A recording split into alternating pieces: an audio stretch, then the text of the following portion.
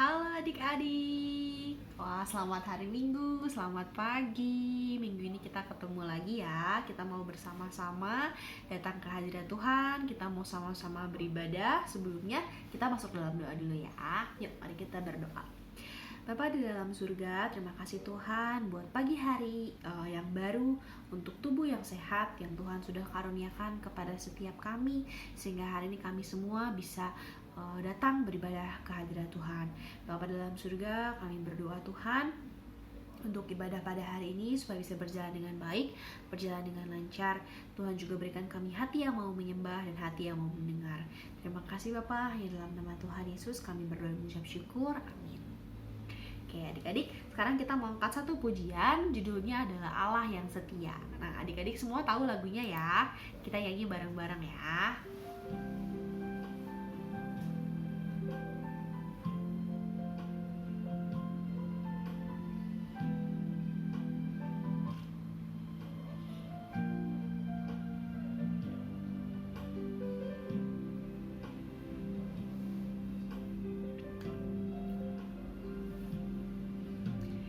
Yesus, Kau telah memulai segala yang baik dalamku. Engkau mencarikanku serupa gambaranmu yang berharga di matamu. Yesus, Kau telah memulai karya yang mulia dalamku. Kau berikan hidupmu sebagai ganti dosaku, karena kasih-Mu padaku.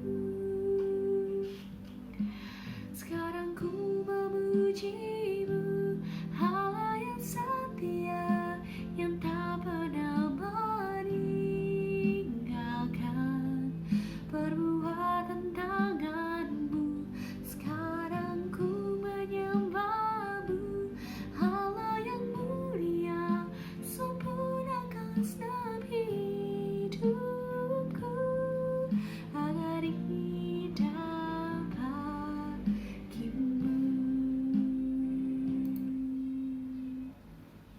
Yuk, adik-adik sekarang kita mau bersatu hati, kita mau masuk dalam doa, kita mau mendengarkan firman Tuhan. Yuk, mari kita berdoa. Bapa di dalam surga, pada kesempatan hari ini kami mau bersiap Tuhan, kamu mempersiapkan hati kami untuk mendengarkan firman Tuhan. Biarlah kami bisa mendengarkan firman Tuhan dengan konsentrasi, supaya firman yang akan kami dengar kami bisa terima, kami bisa mengerti, kami bisa lakukan juga dalam kehidupan kami sehari-hari. Hanya dalam nama Tuhan Yesus kami telah berdoa dan mengucap syukur. Amin. Yuk. Nah, adik-adik, di minggu yang lalu kita semua sudah mendengarkan cerita tentang nabi-nabi besar ya. Nah, minggu hari ini kita akan lanjut lagi cerita tentang nabi kecil. Nah, adik-adik mungkin ada yang bingung nih ya, kenapa sih harus dibedain antara nabi besar dengan nabi kecil dan apa bedanya ya? Nah, adik-adik, nabi-nabi besar itu adalah sekumpulan kitab di dalam Alkitab yang panjangnya itu lebih panjang daripada cerita dalam nabi-nabi kecil ya. Contoh nabi-nabi besar itu yang minggu kemarin kita sudah bahas ya. Ada Yehezkiel, ada Daniel, ada Yesaya, Yeremia, itu adalah nabi-nabi besar ya. Dimana di dalam kitab seperti kitab Yesaya ada 66 pasal, kitab Yeremia ada 52 pasal, kitab Yehezkiel ada 48 pasal. Nah, kitab-kitabnya ini memang panjang-panjang ya. Jadi pasalnya panjang, ayatnya juga banyak.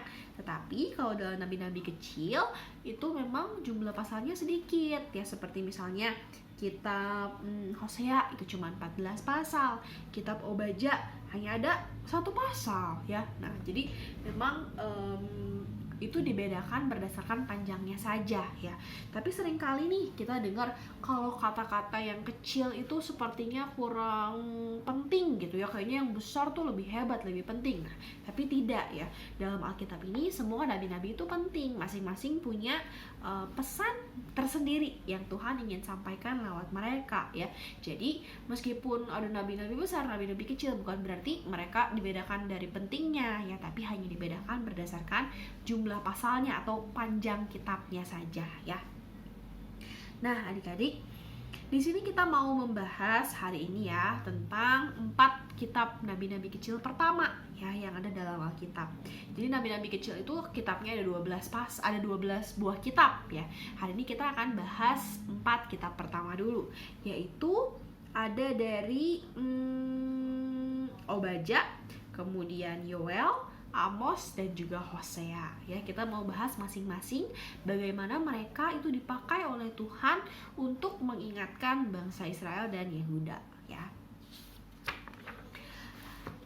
Oke, adik-adik, jadi keempat nabi-nabi ini itu melayani dalam periode kerajaan yang terpecah ya.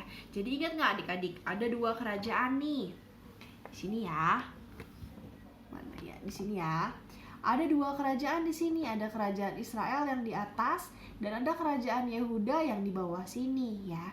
Nah, adik-adik, 4 nabi yang akan kita bahas hari ini itu ada 2 yang melayani di Israel dan 2 yang melayani di Yehuda ya. Kita mau lihat nih siapa aja yang melayani di Israel dan siapa yang melayani di Yehuda ya. Jadi kerajaan utara yang di atas, yang kerajaan Israel, itu nanti yang diutus ke sana adalah Hosea dan juga Amos ya.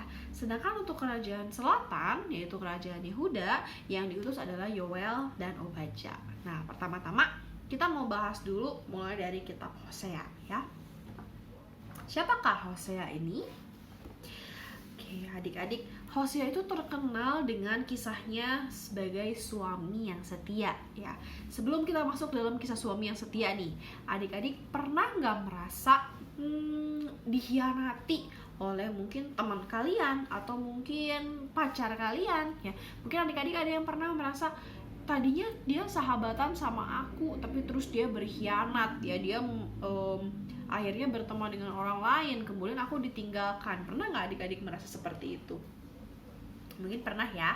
Nah, bagaimana perasaan adik-adik ketika ditinggalkan oleh orang yang adik-adik sayang? Tentunya pasti kecewa ya, sedih, terus marah mungkin ya. Nah, kisah itu terjadi juga kepada Nabi Hosea ya. Jadi Nabi Hosea ini punya seorang istri namanya Gomer. Dari pernikahannya Nabi Hosea ini punya 3 orang anak. Tetapi ternyata istrinya itu tidak setia ya. Jadi si Gomer ini meninggalkan Hosea supaya bisa bersama dengan laki-laki lain ya. Kalian kebayang mungkin ya perasaannya Hosea ditinggalkan oleh istrinya yang begitu dia kasihi. Nah, tetapi pada suatu ketika Allah berbicara kepada Hosea, Allah memanggil Hosea supaya Hosea ini berlaku sebagai seorang suami yang setia. Jadi Hosea harus merendahkan hati untuk menerima Gomer kembali ya. Bahkan harus dijemput si Gomer itu ya supaya bisa kembali menjadi istrinya. Nah, sampai di sini sepertinya kisah berjalan cukup baik ya. Hosea yang tadinya ditinggalkan oleh istrinya, kemudian dia jemput istrinya pulang, kemudian mereka bersama lagi menjadi sepasang suami istri. Sepertinya kisahnya menyenangkan ya. Tapi ternyata, nah, bangsa Israel itu mereka pada saat kejadian ini terjadi ya, mereka itu meninggalkan Allah, mereka berpaling dari Allah, mereka menyembah ilah-ilah palsu ya, yang membuat Allah tentunya menjadi kecewa kepada bangsa Israel. Jadi ternyata kenapa si Hosea ini disuruh untuk menjemput kembali istrinya, menjemput kembali si Gomer? Ternyata untuk menggambarkan ya bahwa bangsa Israel itu adalah seperti si Gomer, istrinya Hosea yang tadi tidak setia ya, tidak setia kepada Tuhan.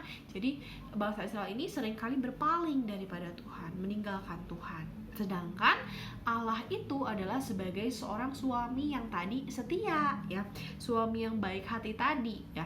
Untungnya Allah adalah seorang yang setia, maha pengampun, baik hati ya. Karena kalau Allah tidak setia, Allah tidak mengasihi bangsa Israel, mungkin tidak akan diterima kembali ya, karena bangsa Israel sudah istilahnya mengkhianati Tuhan. Mereka berpaling dari Tuhan, menjauh dari Tuhan. Tapi di sini Tuhan ingin memberitahukan kepada bangsa Israel bahwa nih, aku tuh adalah seperti seorang suami yang setia. Meskipun kamu tidak setia, tapi Allah tetap setia ya. Nah, kita mau lihat dalam Hosea 14 ayat yang kedua ya, kita baca ya.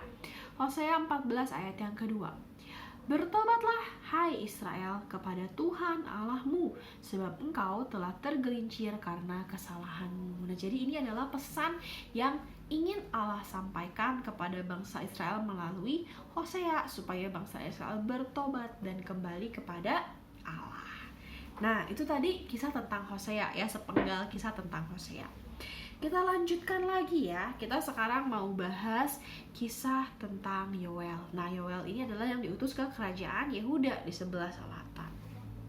Nah, adik-adik, sebelum kita masuk dalam kisahnya Yoel nih, di sini adik-adik ada yang pernah lihat belalang? Pernah ya? Adik-adik takut gak sih sama belalang? Kalau aku, jujur aja aku geli ya, sama segala jenis serangga. Aku geli, aku nggak berani ya.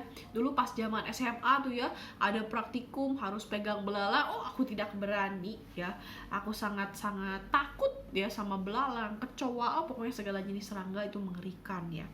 Nah, adik-adik, apa hubungannya antara belalang dengan Yoel ya? Ternyata pada zaman dimana Yoel diutus oleh Allah menjadi seorang nabi, Yoel ini melihat ya suatu kejadian yang tidak pernah dia lihat sebelumnya seumur hidupnya ya. Dia melihat ada banyak sekali belalang, jumlahnya jutaan, mungkin miliaran kali ya belalang, sampai waktu zaman dulu kan orang-orang tuh banyak bercocok tanam, sekarang juga sih, tapi zaman dulu banyak kan padang rumput gitu ya, itu semuanya penuh sama belalang ya, dimakan habis semua sama belalang. Sampai kata Yoel, dia kalau mau jalan ya nggak bisa nggak nginjek belalang. Jadi saking penuhnya tuh ya, tanah semuanya isinya belalang kan, sampai kalau dia mau jalan itu belalang pasti keinjek ya, pasti ada yang keinjek saking banyaknya jumlahnya. Nah, kira-kira nih adik-adik, kalau misalkan ini terjadi di zaman sekarang, pasti adik-adik bertanya-tanya ya, kok bisa ya ada belalang segitu banyak, dari mana? Bener nggak? Ya, maksud tiba-tiba belalang gitu kan menyerbu seisi kerajaan ya. Nah, pada saat Yoel melihat kejadian itu, dia udah berpikir, aduh parah banget ini, kacau banget. Ditambah lagi pada zaman itu ternyata hujan udah lama nggak turun ya, jadi terjadi kekeringan, orang-orang banyak yang mati karena kelaparan, kehausan. Jadi itu benar-benar bencana banget nih ya, seperti kita sekarang nih ya, lagi di tengah-tengah wabah COVID-19 ya, banyak orang-orang yang meninggal, banyak orang yang sakit. Nah, zaman itu juga begitu ya, tapi mereka karena kelaparan, kekeringan, gak ada hujan. Nah, adik-adik, ternyata Allah mengirimkan belalang ke sana, sejumlah jutaan tadi ya, untuk sebagai sebuah peringatan ya. Jadi nih, Yoel itu bilang kepada bangsa Yehuda bahwa Allah mengutus aku untuk memperingatkan kamu, bangsa Yehuda ya. Kalau kalian berpikir hal ini sudah sangat buruk, tunggu, katanya ya. Tunggu saatnya keadaan akan menjadi semakin buruk. Wah, belalang aja di mana-mana itu udah pusing banget ya. Akan terjadi hal yang lebih buruk lagi, katanya. Tanah kita nih yang sekarang diambil belalang ya, nanti akan diambil alih oleh tentara musuh. Jadi, sebelum itu terjadi, harus bertobat dan kembalilah kepada Tuhan sebelum terlambat ya. Siapa tahu, katanya, nanti Allah akan berbelas kasihan kepada kita, umatnya, dan mengembalikan kita, memberkati kita, mengirimkan kembali rohnya kepada umatnya ya. Nah, adik-adik, jadi di sini Yoel itu diutus oleh Allah untuk mengirimkan pesan ya kepada bangsa Yehuda. Nih, lihat belalang segini banyak aja kalian udah pusing ya. Apalagi kalau nanti tanahnya bukan diambil sama belalang, tapi oleh musuh, dijajah jadinya ya. Jadi harus cepat-cepat bertobat, berbalik kepada Tuhan. Nah, kita mau lihat ya dalam Yoel pasal yang kedua ayat yang ke-13. Ini kata-kata Yoel. Yoel pasal yang kedua ayatnya yang ke-13. Kita lihat ya. Nih, koyakanlah hatimu dan jangan pakaianmu. Jadi harus berduka dalam hati nih ya. Koyakanlah hatimu dan jangan pakaianmu. Kenapa harus hati yang berduka?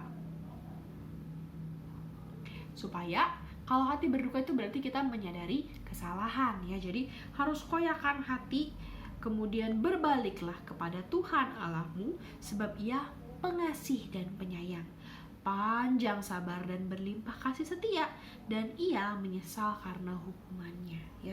Jadi adik-adik, kalau kita sudah berbuat sesuatu yang jahat, sesuatu yang salah di mata Tuhan, cepat-cepat berbalik ya. Jangan berpikir, aduh nanti aku nggak diampuni, aduh aku sudah berdosa. Nah, harus cepat-cepat berbalik kepada Tuhan ya, karena Allah kita adalah Allah yang pengasih, penyayang, panjang sabar, dan berlimpah kasih setia. Semakin cepat kita berbalik, semakin bagus ya. Jadi jangan tunggu lagi, tapi kalau kita sadar kita berbuat dosa, cepat-cepat berbalik ya.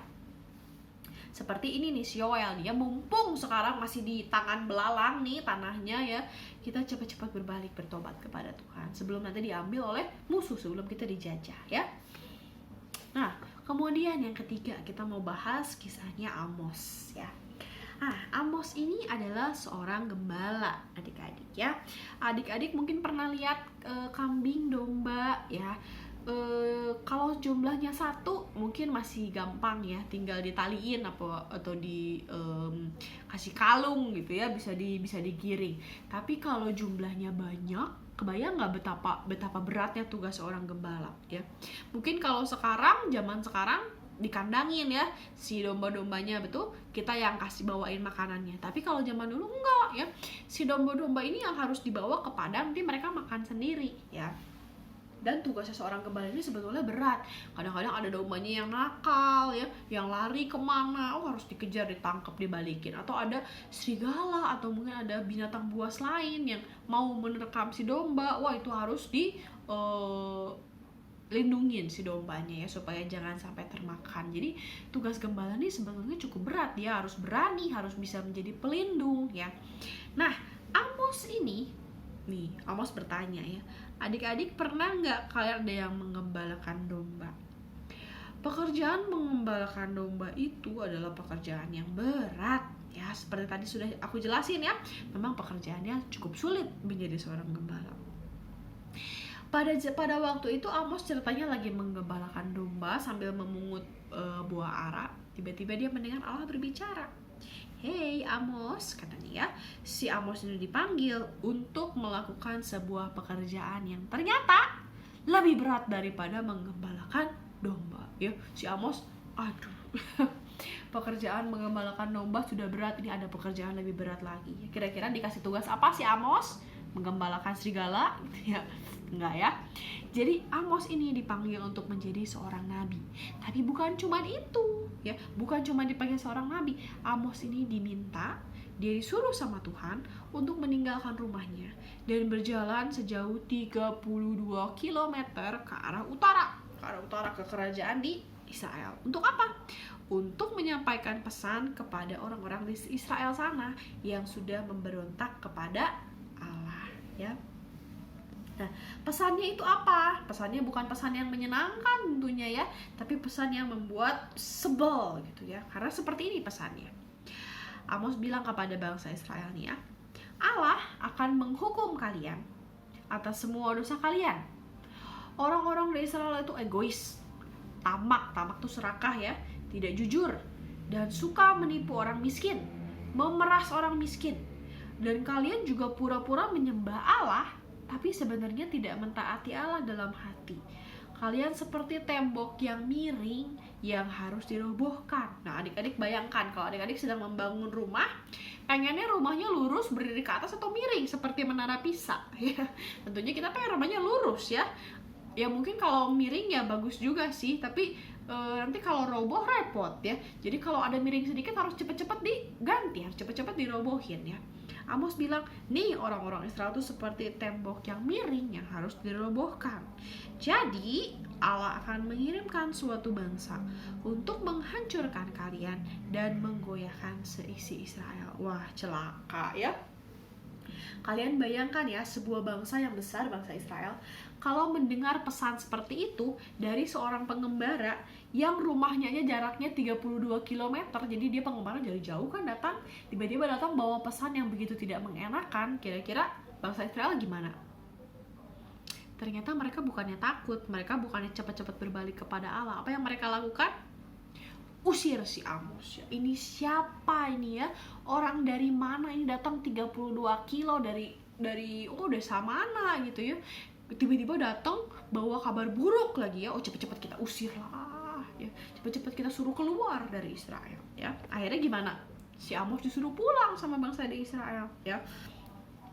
Nah, tapi meskipun si Amos ini diusir, meskipun dia tidak diterima di sana, Allah itu bocorin nih kepada Amos ya keseluruhan ceritanya.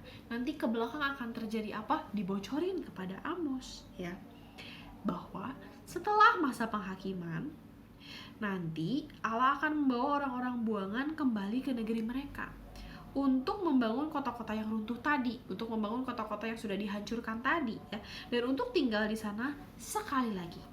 Dan Allah juga berjanji akan memulihkan garis keturunan dari Daud dan tahtanya. Jadi meskipun keadaan semakin buruk, sepertinya si Amos ini nggak ada yang denger, tapi Tuhan bocorin endingnya ya, bahwa nanti Israel tetap akan dikembalikan ke kota yang sudah pernah mereka duduki tadi ya. Jadi meskipun bangsa Israel awalnya menolak, tapi ternyata pada akhirnya Tuhan tetap berbelas kasih kepada bangsa Israel. Nah, itu tadi pesan dari seorang gembala ya, Amos yang berjalan begitu jauh cuman untuk menyampaikan pesan dari Tuhan supaya bangsa Israel bertobat ya. Nah, yang terakhir kita mau bahas tentang Nabi Obadja ya. Nabi Obadja ini menyampaikan tentang kehancuran dari bangsa Edom. Adik-adik tahu nggak bangsa Edom ini siapa? Nah, bangsa Edom ini adalah musuh dari umat Allah ya. Jadi bangsa Edom ini, adik-adik ingat nggak dulu ada kita pernah bahas ya tentang Yakub dan Esau. Mungkin ya adik-adik ingat ya, Yakub dan Esau. Nah, Yakub itu kan punya anak-anak ya, ada 12 anaknya kan, itu menjadi bangsa Yehuda ya. Sedangkan keturunannya Esau itu menjadi bangsa Edom ya. Jadi mereka nih berasal dari keturunannya Yakub dan juga keturunannya Esau. Nah, tapi meskipun mereka berasal dari adik kakak kan, Yakub sama Esau, tapi mereka bukan saudara yang rukun ya. Bangsa-bangsa ini, kedua bangsa ini selalu bermusuhan. Jadi Tuhan itu berjanji untuk memberikan keadilan kepada musuh-musuh Yehuda. Keadilan dalam arti kehancuran ya. Kenapa bangsa Edom harus dihancurkan? Nah, jadi begini. Waktu itu Allah mengirimkan pesan kepada Obadja ya, katanya sampaikan kepada bangsa Edom seperti ini. Pembalasan sudah tiba. Kalian akan dihancurkan total oleh Tuhan. Karena nih, pada saat Babel datang menghancurkan Yerusalem, si bangsa Edom ini seneng ya, karena kan mereka bermusuhan. Jadi seneng ketika bangsa Babel datang untuk menghancurkan Yerusalem. Bahkan bangsa Edom ini bukannya membantu, padahal kan mereka saudara sepupu ya sebenarnya ya. Bukannya membantu, tapi malah ikutan merampok, ikutan menghancurin kota. Ketika orang-orang ada yang berusaha menyelamatkan diri, orang-orang di Yerusalem pada masa itu ya, ketika bangsa Babel datang kan mereka lari berusaha menyelamatkan diri. Yang dilakukan apa? Bukannya dibantuin, malahan ditangkap dan kemudian diserahkan kepada para musuh. Ya gila juga dipikir-pikir ya, padahal sepupuan loh. Kemudian bangsa Edom ini tinggalnya di gunung-gunung yang tinggi dan di batu-batu karang ya, dan mereka mengira nggak ada musuh yang bisa menghancurkan mereka karena mereka tinggal di tempat yang tinggi. Tapi mereka lupa kalau ada Allahnya bangsa Israel ya. Allahnya bangsa Israel yang pemilik seisi dunia, jangankan gunung tinggi ya, seisi bumi itu adalah milik Allah ya. Dan Obadja membawa pesan itu. Kalian salah katanya. Allah akan menghancurkan kalian seperti yang sudah kalian lakukan kepada orang lain. Demikianlah juga akan dilakukan kepada kalian. Sedangkan bangsa Israel akan dibawa kembali pulang ke tanah mereka, dan bahkan mereka akan ikut menduduki tanah kalian. Dan gak akan ada yang selamat dari keturunan Esau. Wow, ya, mengerikan ya. Di sini Obadja kita lihat dalam Obadja ayat yang ke-21. Kita buka ya, Obadja ayat yang ke-21. Penyelamat akan naik ke atas gunung Sion untuk menghukumkan pegunungan Esau. Maka Tuhanlah yang akan mempunyai kerajaan itu. Nah, adik-adik, jadi sebetulnya Obadja ini diutus oleh Tuhan untuk mengatakan kepada bangsa Edom bahwa apa yang sudah kalian lakukan itu adalah hal yang jahat, karena sudah menentang Allah, karena sudah membantu bangsa-bangsa lain justru untuk menghancurkan Yerusalem ya. Jadi di sini Tuhan memberikan keadilan kepada bangsa Edom. Waktu dulu kalian membantu menghancurkan bangsaku, sekarang aku akan menghancurkan kalian ya. Nah, balik lagi adik-adik, apa yang kita lakukan kepada orang lain. Kalau misalkan kita pengen orang lain baik sama kita, ya kita juga lakukan yang baik kepada orang lain ya. Jadi kalau kita nggak mau orang lain jahat sama kita, ya kita jangan jahat sama orang lain ya. Balik lagi hukum tabur tuai. Apa yang kita tabur, nanti itu yang kita tuai. Kalau kita menabur kejahatan, kita juga akan menuai kejahatan ya. Tapi kalau kita tabur yang baik, maka kita juga akan menuai yang baik. Nah, adik-adik, jadi ini tadi kita sudah bahas ya, kisah nabi-nabi kecil yang minggu ini kita bahas ada 4. Ada Hosea tadi yang sama istrinya Gomer ya, ada Yoel yang tadi ada belalang ya, ada Amos yang menggambarkan bangsa Israel itu seperti tembok yang miring, dan juga ada Obadja terakhir yang memberikan keadilan kepada bangsa Edom ya. Nah, adik-adik, dari keempat cerita hari ini sebetulnya mereka tuh ceritanya mirip-mirip ya. Mereka dipanggil oleh Allah untuk diutus untuk menyampaikan sebuah pesan kepada bangsa-bangsa di Israel dan di Yehuda ya. Pada intinya adik-adik, kita baca ya ayat hafalan kita hari ini ya. Dalam 2 Timotius 3 ayat 16. Kita buka ya. 2 Timotius 3 ayat 16.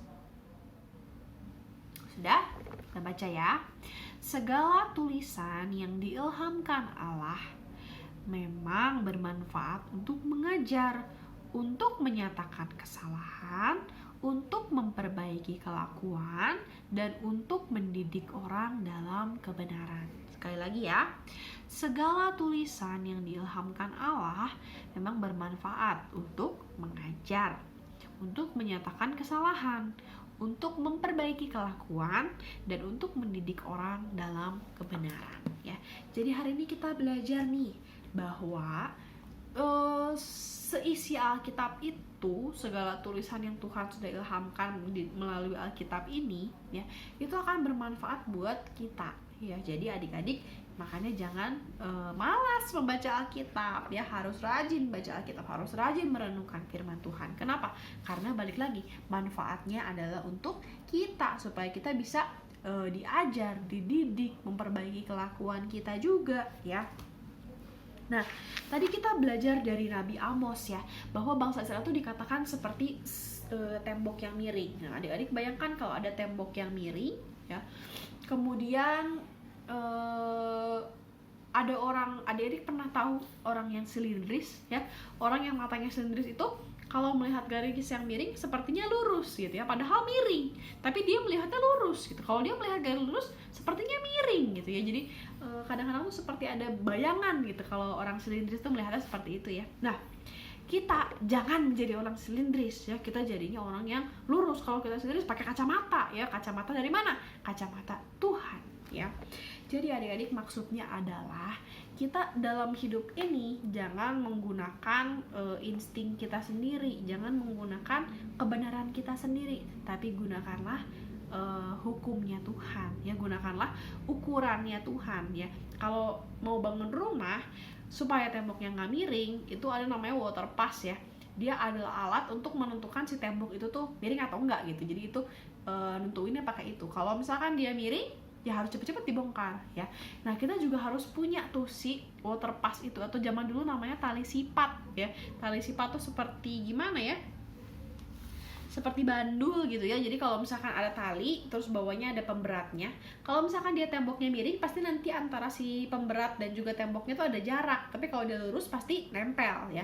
Nah, itu digunakan oleh orang-orang zaman dulu untuk melihat temboknya tuh lurus apa kagak ya.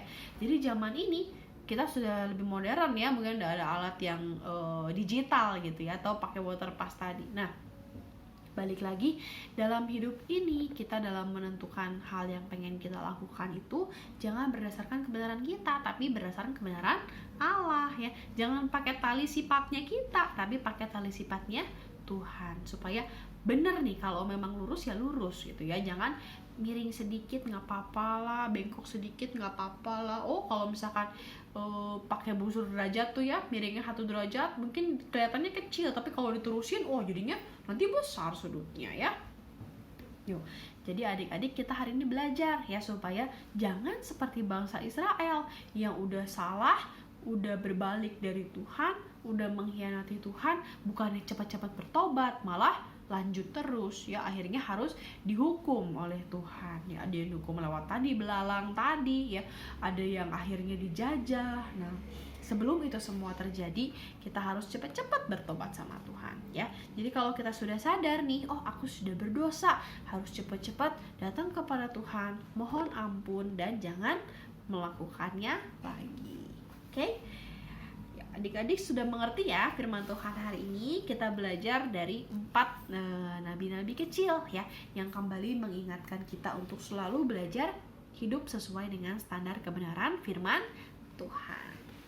Oke adik-adik, yuk sekarang kita mau masuk dalam doa dulu. Setelah itu kita mau masuk dalam persembahan. Yuk kita berdoa ya. Bapa di dalam surga, kami mengucap syukur Tuhan buat firman yang boleh kembali mengingatkan kami bahwa kami harus hidup sesuai dengan standar kebenaran firman Tuhan, sesuai dengan tali sifatnya Tuhan, supaya kami tidak menjadi tembok yang miring, tapi kami bisa menjadi tembok yang lurus, yang bagus, yang indah, yang berharga di mata Tuhan. Bapa di dalam surga, sebentar juga kami akan masuk dalam persembahan. Biarlah Tuhan, uang yang sudah kami persiapkan bisa digunakan untuk keperluan dalam gereja. Terima kasih Bapa, ya dalam nama Tuhan Yesus kami telah berdoa dan mengucap syukur. Amin.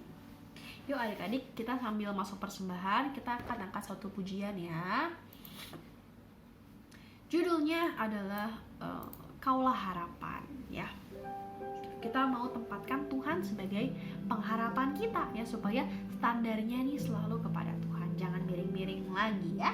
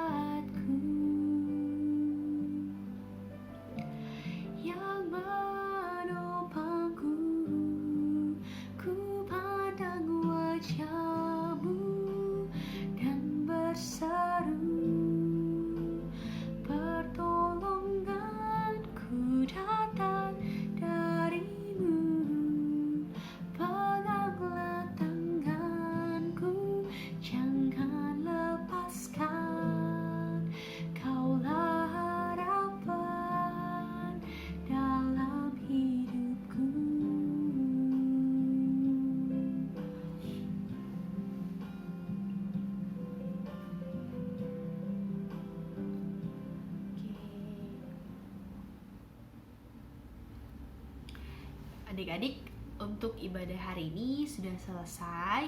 Biarlah dari ibadah hari ini adik-adik kembali diingatkan lagi ya untuk selalu baca nih firman Tuhan, karena firman Tuhan itu penting ya. Kalau firman Tuhan aja kita nggak baca, kita mau tahu dari mana standar Tuhan yang sebenarnya itu yang mana ya. Yuk kita sama-sama komitmen supaya di minggu ini kita lebih rajin lagi untuk baca Alkitab ya. Oke adik-adik, sampai ketemu lagi minggu depan.